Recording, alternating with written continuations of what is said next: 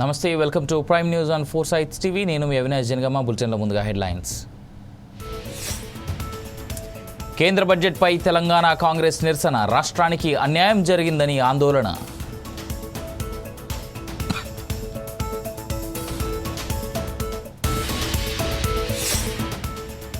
Builder వేణుగోపాల్ది ఆత్మహత్య కాదు, కాంగ్రెస్ హత్యేనని హరీష్ రావు విమర్శలు.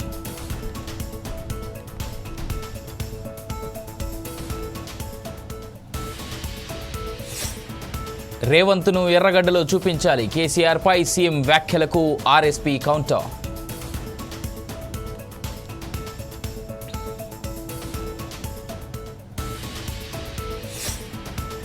పొంగనూరులో జనసేన బహిరంగ సభ, భారీగా చేరుకున్న పార్టీ శ్రేణులు.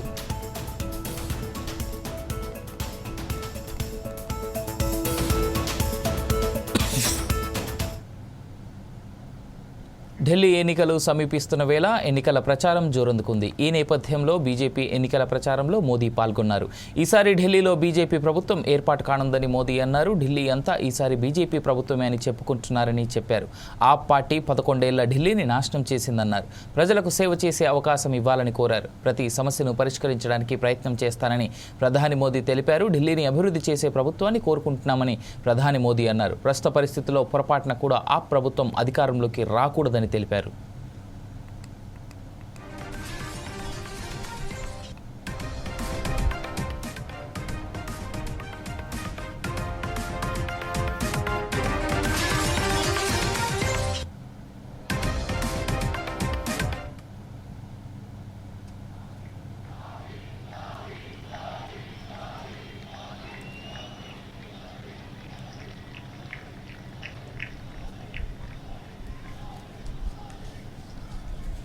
इस बार दिल्ली में भाजपा सरकार बनने जा रही है।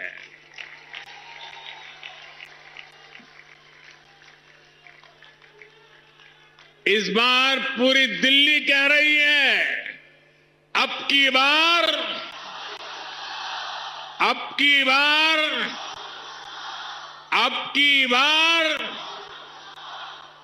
साथियों, दिल्ली की आपदा पार्टी ने यहां के 11 साल बर्बाद कर दिए हैं। मेरे दिल्ली के हर परिवार से प्रार्थना है कि राज्य में हमें आप सबकी, दिल्ली वासियों की सेवा का मौका जरूर दे। मैं गारंटी देता हूं, आपकी हर मुसीबत, हर परेशानी को दूर करने के लिए खप जाऊंगा।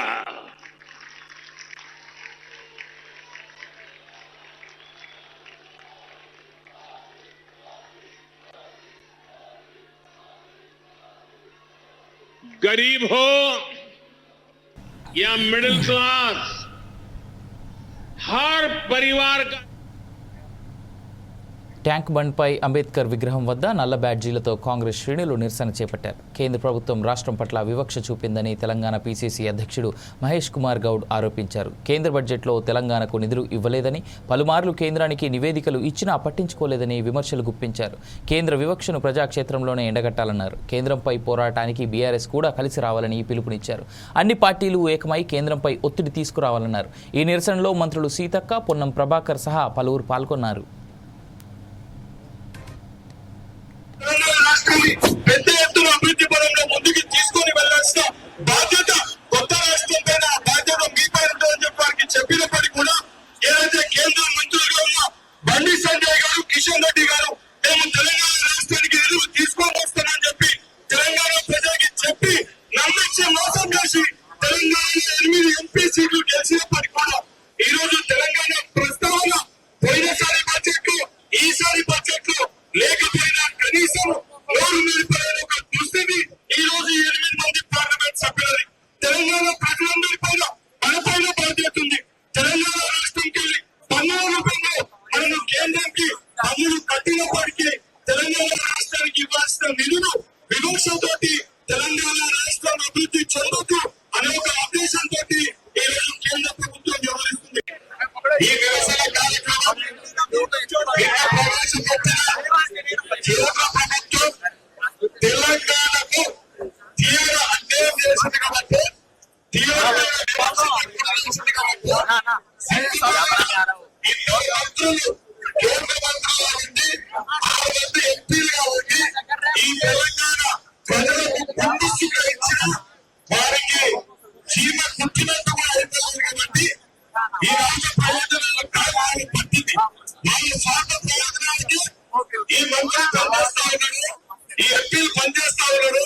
ఈ రాష్ట్ర ప్రభుత్వం ఈ రాష్ట్ర ముఖ్యమంత్రులు మంత్రులు ఎన్నో సార్లు కేంద్ర ప్రభుత్వంతో కేంద్ర మంత్రులతో ఎన్నో విజ్ఞప్తులు చేసినప్పటికీ ఈ తెలంగాణ రాష్ట్రానికి అన్ని రంగాల వారికి అన్ని వ్యవస్థలకు పూర్తిగా అన్యాయం చేశారు కాబట్టి ఈ నిరసన కార్యక్రమం చేపట్టడం జరుగుతుంది. కాంగ్రెస్ వచ్చిన తర్వాత గౌరవ ముఖ్యమంత్రి రేవంత్ రెడ్డి గారు వరుసగా ఢిల్లీకి మోదీ గారి నుంచి మొదలుపెట్టుకుంటే మంత్రుల వరకు ఎంపీలను తీసుకొని కంటిన్యూగా కలుసుకోపోయినారు.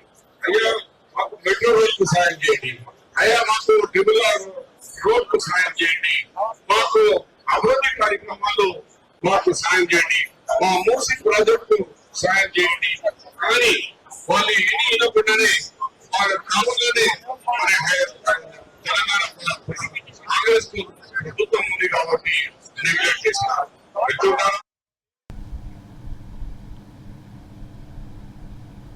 కాంగ్రెస్ పార్టీ అసమర్థ పాలనతో బిల్డర్ వేణుగోపాల్ రెడ్డి ఆత్మహత్య చేసుకున్నారని హరీష్ రావు ఆరోపించారు. బాధిత కుటుంబాన్ని ఆయన పరామర్శించారు. ఈ సందర్భంగా ప్రభుత్వంపై పలు కీలక వ్యాఖ్యలు చేశారు. వేణుగోపాల్ రెడ్డి ఆత్మహత్య కాంగ్రెస్ ప్రభుత్వం హత్య అని హరీష్ రావు పేర్కొన్నారు. ఆ కుటుంబాన్ని చూస్తుంటే కళ్ళల్లో నీరు తిరుగుతున్నాయని అన్నారు. చిన్న చిన్న బిల్డర్లను రోడ్డున పడేస్తూ వారి ఆత్మహత్యలకు హైడ్రా కారణమవుతుందన్నారు. సీఎం రేవంత్ రెడ్డి ఇప్పటికైనా భేషజాలకు పోకుండా హైడ్రా దుకాణం బంద్ చేయాలని హరీష్ రావు హెచ్చరించారు.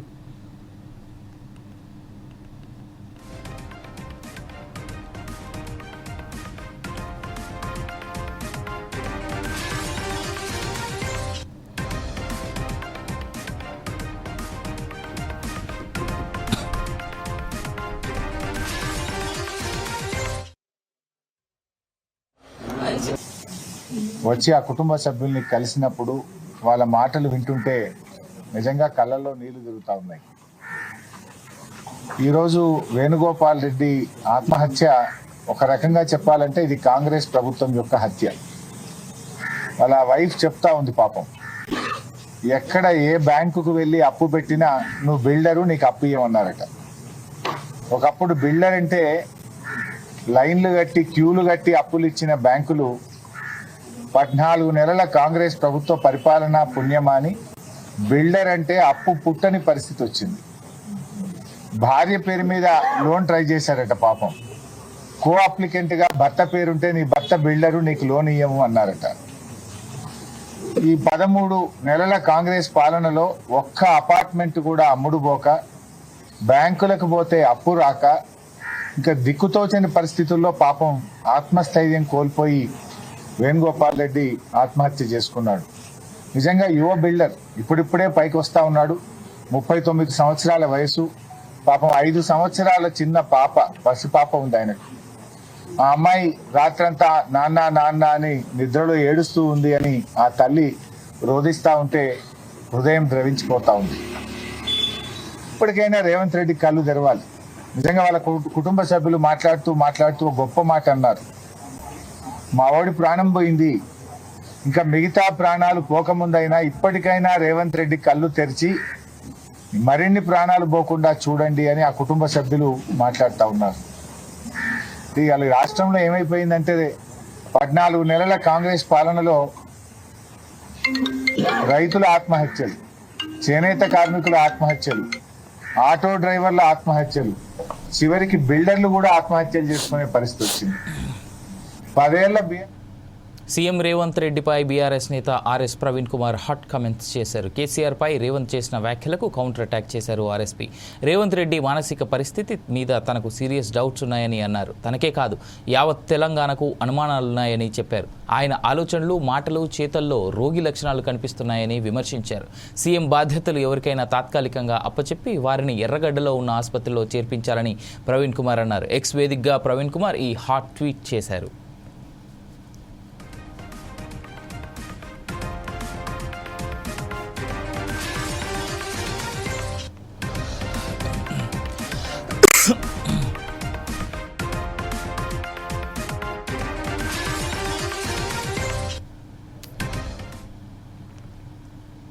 వరకట్నం వేధింపులు భరించలేక గృహిణి సూసైడ్ చేసుకున్న సంఘటన ఉప్పల్ పోలీస్ స్టేషన్ పరిధిలో చోటు చేసుకుంది. యాదాద్రి జిల్లా గుండాల మండలం సీతారాంపురానికి చెందిన మలిపెద్ది రవళికి పాటిమట్లకి చెందిన బోరెడ్డి రాజశేఖర్ రెడ్డితో 2019లో వివాహం జరిగింది.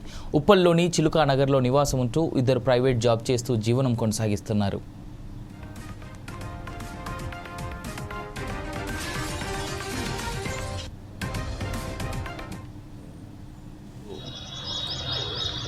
మేము చేసుకుంటాను వచ్చి మాట్లాడారు. అంతా మేము వానమంది మాకు ఆస్తులు ఉన్నాయి, మా మేనమాకు 5 ఉందని చెప్పి మోసగించి మా అక్క బావను ఒక రకంగా ఇచ్చేసి పెళ్లి చేసుకున్నారు.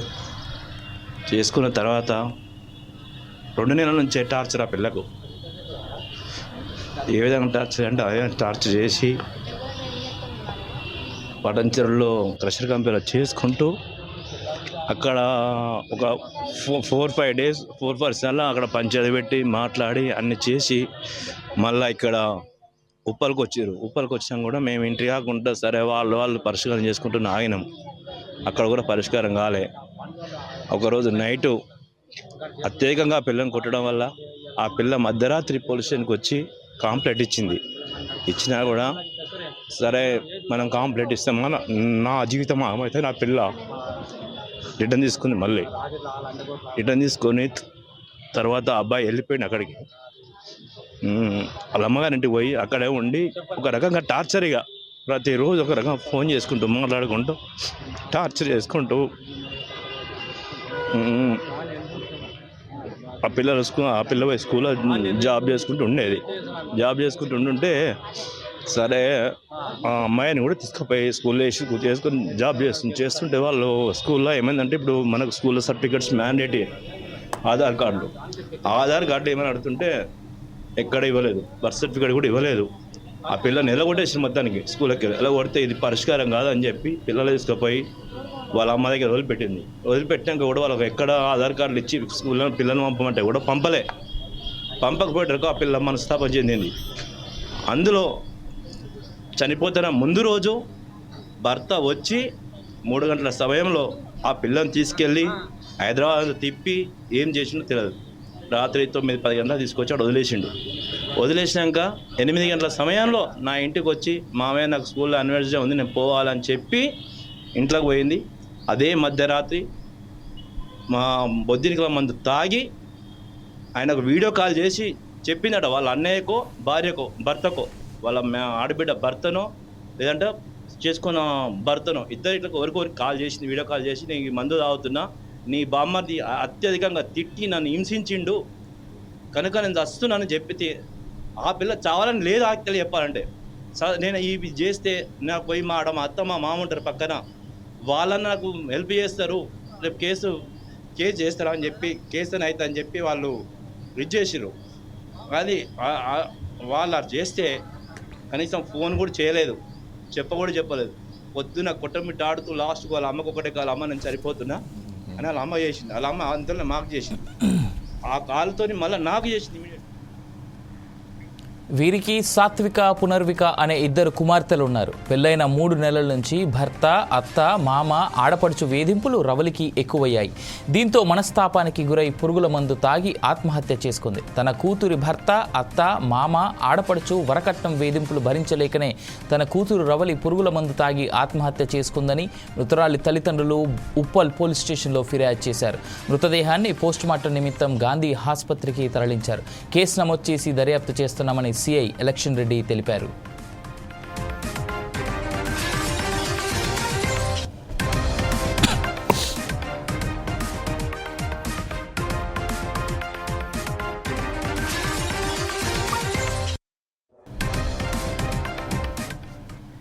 రాష్ట్ర వ్యాప్తంగా దళితులపై దాడులను అరికట్టాలని మాలల వ్యవస్థాపక అధ్యక్షుడు మూలే కేశవులు అన్నారు. సూర్యాపేట జిల్లాలో కులాంతర వివాహం చేసుకున్న బంటి ఆయన కుటుంబ సభ్యులపై ఆధిపత్య కులాలు దాడి చేయడం హేయమైన చర్య అని తెలిపారు. దాడి చేసిన వారిని వెంటనే శిక్షించాలని ప్రత్యేక కోర్టు ద్వారా 90 రోజుల జైలు జీవితం విధించాలని డిమాండ్ చేశారు. ఈ దాడిని ఖండించిన మూల కేశవులతో మా ప్రతినిధి చందు ఫేస్ టు ఫేస్.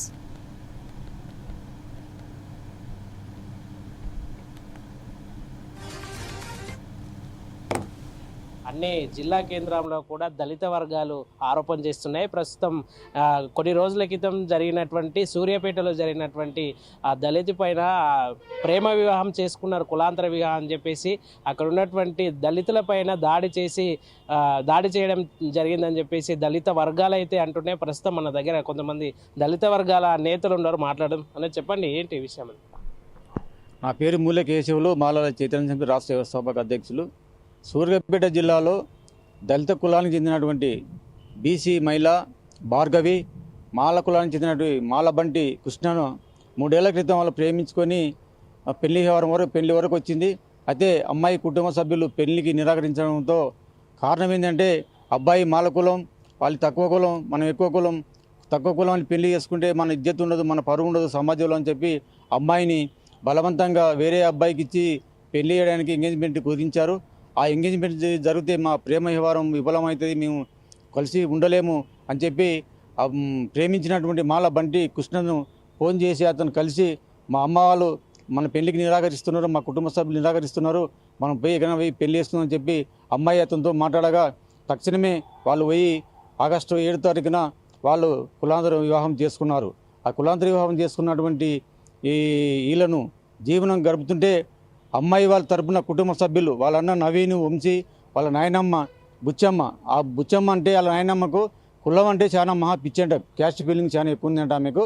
అయితే మనం సమాజంలో మన పరువు పోయింది, కులం తక్కువని పెళ్లి చేసుకున్నది, మనం సమాజంలో తలెత్తుకొని ఎలా తిరగలం అని చెప్పి వాడిని ఎన్ని రోజులున్నా వాడిని చంపుతూనే నాకు క్యాస్ట్ ఫీలింగ్ అని చెప్పి అతని మనవలను రెచ్చగొట్టడం వల్లనే వీళ్ళు ఎవరు మాలబంటి కృష్ణకు గతంలో ఫ్రెండ్గా ఉన్నటువంటి బైరి మహేష్ను మళ్ళీ వాళ్ళు కుటుంబ సభ్యులు, అమ్మాయి కుటుంబ సభ్యులు అతనితో కలిసి మాట్లాడి ఎలాగైనా బంటి కృష్ణను చంపాలి, మా పరువు అయిందని చెప్పి బైరి మహేష్ను రంగంలో దింపి అతనితో స్నేహం చేయించి రియల్ ఎస్టేట్ పనులు కూడా చేయించి వ్యాపారం చేయించి అతను నమ్మబలికింది వాళ్ళని కుట్ర చేసిండ్రు. దానివలన గత నెల జనవరి 22వ తేదీన బైరి మహేష్ ద్వారా ఎక్కడో సుదూర ప్రాంతాల్లో తీసుకుపోయి అతనితో మాట కలుపుకుంటూ టైంపాస్ చేసి రాత్రి పూట వాళ్ళ యొక్క టాయిలెట్ వస్తుందని చెప్పి బైరి మహేష్ బంటి కోసం చెప్పి పక్కకు పోయి వాళ్ళకి ఫోన్ చేయించి అమ్మాయి వాళ్ళ బ్రదర్స్కి ఫోన్ చేసి పిలిపించడం జరిగింది.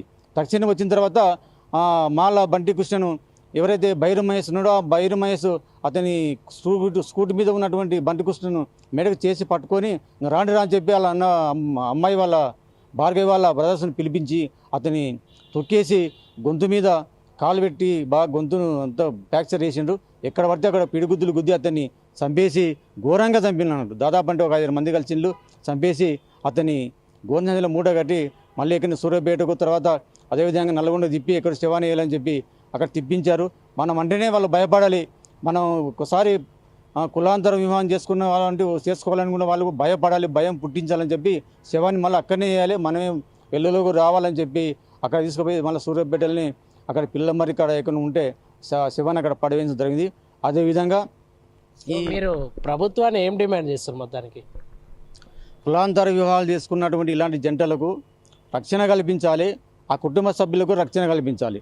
అదేవిధంగా ఎవరైతే హత్యలో పాల్గొన్నారో 7 మంది పాల్గొని అలా కులాంతర వివాహం చేసుకున్న మాలబండిని హత్య చేశారో వాళ్ళు తక్షణమే శిక్ష విధించే విధంగా ఇలాంటి కేసులను నిందితులకు శిక్ష పడే విధంగా రాష్ట్ర ప్రభుత్వం ప్రత్యేక కోర్టును ఏర్పాటు చేసి 90 రోజులలో వాళ్ళ శిక్ష పడే విధంగా విధించే విధంగా రాష్ట్ర ప్రభుత్వం చర్యలు తీసుకోవాలి.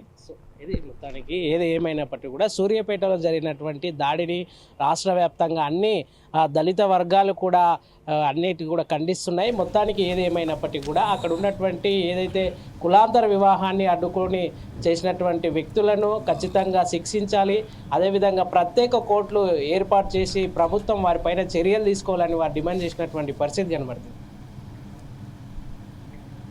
జనసేన పార్టీ ప్రధాన కార్యదర్శి నాగబాబు కొనిదెల జనంలోకి జనం అనే కార్యక్రమాన్ని పార్టీ శ్రేణులు భారీగా తరలివచ్చారు. తొలి సభను పుంగనూరు నియోజకవర్గంలో ఏర్పాటు చేశారు. ఇవాళ పుంగనూరులో నిర్వహించిన జనంలోకి జనసేన తొలి సభకు నాగబాబు వచ్చారు.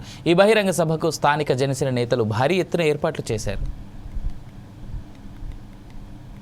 ఏ విధంగా గెలుచుకుంటామో వాళ్ళకు బుద్ధి వచ్చే విధంగా ఆ పరిపాలన ఏ విధంగా చేస్తున్నారో పవన్ కళ్యాణ్ గారు మనకు చూపించారు. అతని అడుగుజాడల్లో అదే కానీ మోడీ గారి అడుగుజాడల్లో మనం నిలవాలని చెప్పి ఈ సందర్భంగా తెలియజేసుకున్నాను. ఇంకా ముఖ్యమైన విషయం ఏమంటే పుంగనూరు నియోజకవర్గం అనేది రాష్ట్రంలో ఉన్నటువంటి 175 నియోజకవర్గాల్లో కూడా చాలా క్లిష్టమైన పరిస్థితుల్లో ఉన్నటువంటి నియోజకవర్గం అభివృద్ధి పెద్ద ఆయన భలే చేశాడంటాడు. ఒక్కసారి మీరు ఇక్కడ సోమల నుండి పెద్దపురపల్లి వరకు పోస్తే ఈ నియోజకవర్గం అభివృద్ధి ఏ విధంగా ఉందో మీకు అర్థమవుతుంది.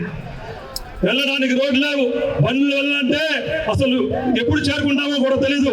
అదేవిధంగా ఆవులపల్లి ప్రాజెక్టు కావచ్చు, నేతిగుండ్లపల్లి ప్రాజెక్టు కావచ్చు, భూ నిర్వాసితులకు ఇప్పటి వరకు ఒక పైసా కూడా అందలేదు. కానీ అతని ప్రభుత్వంలో ఉన్నటువంటి సమయంలో బిల్లులు చేసుకొని డబ్బులు మాత్రం దండుకున్న వ్యక్తి మీ పెద్ద ఆయన.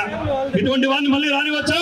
రాబోయే ఎన్నికల్లో ఇతన్ని ఏమాత్రం డిపాజిట్లు కూడా రాకుండా చేసే బాధ్యత ఈ కూటమిలో ఉన్నటువంటి నాయకులకు, కార్యకర్తలు, ప్రజలు ఉందని కూడా చెప్పుకుంటున్నాను. అదేవిధంగా మైనింగ్ మాఫియా, లిక్కరు, చివరికి అటవీ శాఖలో ఉన్నటువంటి భూములు కూడా వదలలేదు. పోతేపల్లి నియోజకవర్గంలో ఉన్నటువంటి పేద మహిళలు, రైతు బంధువులు ఆవులు పెట్టుకుని పాలు అమ్ముకుంటుంటే పాలకు రేటు 18 రూపాయలు కట్టించిన వ్యక్తి ఈ పెద్ద ఆయన. నీళ్ళ రేటు 20 రూపాయలు ఉంటుంది అని పాల రేటు 18 రూపాయలు కూడా తీసుకున్న వ్యక్తి. ఇటువంటి వాడిని ఎలా గెలిపించాలి? మొన్న జరిగిన ఎన్నికల్లో గెలిచినాడు 7,000 మెజార్టీతో. వచ్చే ఎన్నికల్లో 7,000 డిపాజిట్ కూడా రాకుండా చేసే బాధ్యత మన.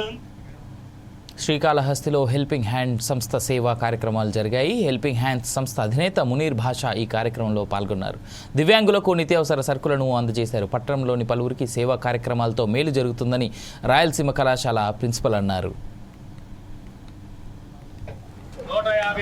ఈ హెల్పింగ్ హ్యాండ్స్ ది దాదాపు 158 మంత్స్ నుంచి చేస్తున్నారని సార్ వాళ్ళంతా చెప్పారు. నాకు ఏదో ఇంకా సంవత్సరాల నుంచి చేస్తున్నారేమో అంత ఫీలింగ్. ఎందుకంటే ఎప్పటి నుంచో నేను ఈ హెల్పింగ్ హ్యాండ్స్ అనేది వార్తల్లో చూస్తుంటాను. ఆ సభ్యులు కూడా నాకు అందరూ ఫ్రెండ్సేను. ఎందుకంటే నాలాంటి మనస్తత్వం కలిగిన వ్యక్తులే దీంట్లో సభ్యత్వం ఉన్నారు. నాకు చాలా సంతోషం. ఈరోజు ఇటువంటి కార్యక్రమాలు ఈ పెద్దలు, ముసలి వాళ్ళు, అవిటి ఉన్న వాళ్ళు, వాళ్ళకందరికీ ఈ సహాయం చేయడం అనేది అందరికీ వాళ్ళకి పనికొచ్చే వాళ్ళకి సహాయం చేసే వ్యవస్థలు ఉన్న ఈ రోజుల్లో ఏది ఇబ్బందిగా ఫీల్ అయ్యే వ్యక్తులకి ఇటువంటి సహాయం చేయడం చాలా సంతోషం. ఇది నా చేతుల మీదుగా చేయించడం నాకు చాలా సంతోషంగా ఉంది. అలాగే ఈ సంస్థ 5 మందికి సహాయం చేయడం నుంచి ఈరోజు ఒక 35 to 40 మెంబర్స్కి 35 మందికి ఈ సహాయం చేశారు. ఇట్లే 100 మందికి చేసే స్థాయికి ఎదగాలని, దాంట్లో నా వంతు కృషి కూడా, నా వంతు సహాయం కూడా నేను అందిస్తానని ఈ మీడియా పరంగా నేను తెలియజేస్తున్నాను. అదేవిధంగా మన సార్ మునీర్ గారికి ఇటువంటి మనస్తత్వంతో స్థాపించిన ఈ సంస్థ దినదిన ప్రవర్ధమానమై ఎప్పటికీ ఇంకా ఎక్కువ మందికి సహాయపడే విధంగా మంచి అభివృద్ధిని సాధించాలి. ఈ సంస్థ ఈ కార్యక్రమాలే కాకుండా ఈ ఎడ్యుకేషన్ విషయంగా మొన్న నా దగ్గరికి ఒక ఫీజు విషయంలో రమేష్ గారు వచ్చారు. నా వంతు సహాయం కూడా ఇస్తాను సార్, మీ వంతు సహాయం మీరు చేస్తారని నేను తగ్గించాను.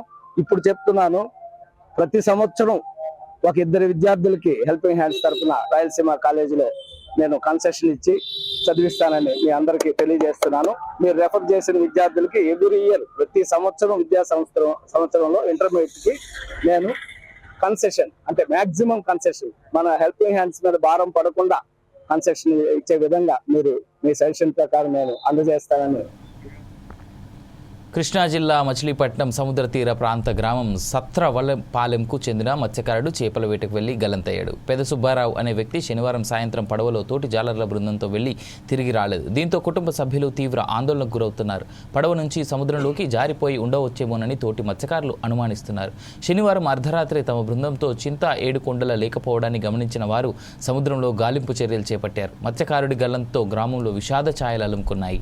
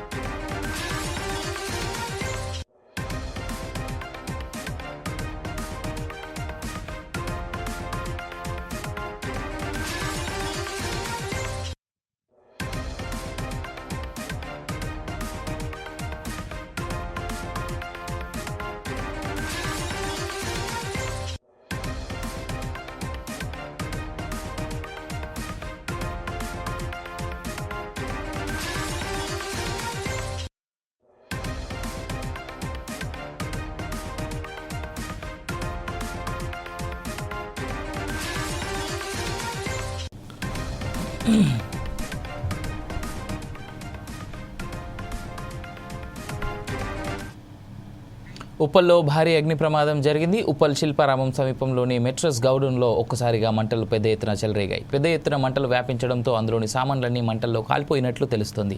విద్యుత్ షార్ట్ సర్క్యూట్ కారణంగా ఈ ప్రమాదం జరిగినట్లుగా తెలుస్తోంది. ఈ ప్రమాదంపై సమాచారం అందుకున్న అగ్నిమాపక సిబ్బంది ఘటనా స్థలానికి చేరుకొని 3 ఫైర్ ఇంజన్లతో మంటలు అదుపు చేశారు.